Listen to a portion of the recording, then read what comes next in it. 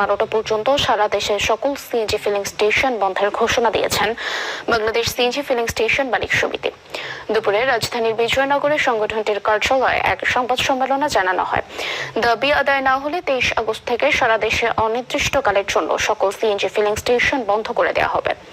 এ সময় কমিশন 8 টাকা থেকে বাড়িয়ে ন্যূনতম 13 টাকা 96 পয়সা করার দাবি জানান সংগঠনের নেতারা।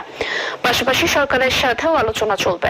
গত 11 বছরে অস্বাভাবিক মূল্যস্ফীতি, ন্যূনতম মজুরি বৃদ্ধি, যন্ত্রাংশের উচ্চ মূল্য এবং ব্যাংক গ্যারান্টি ও ইজারা ফি বাড়ায় এই ব্যবসায় চরম সংকট তৈরি হয়েছে বলেও দাবি করেন মালিক সমিতি।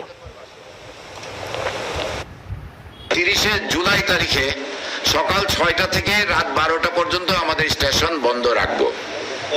লোকসান আমরা আর টানতে পারছি না। এখন এই লোকসানের বোঝাটা যদি সরকার সমাধানের ব্যবস্থা না করে, সেক্ষেত্রে আগামী 23-8 তারিখ থেকে আমাদের স্টেশন সমূহ, সারা দেশের স্টেশন সমূহ আমরা বন্ধ রাখবো। আমরা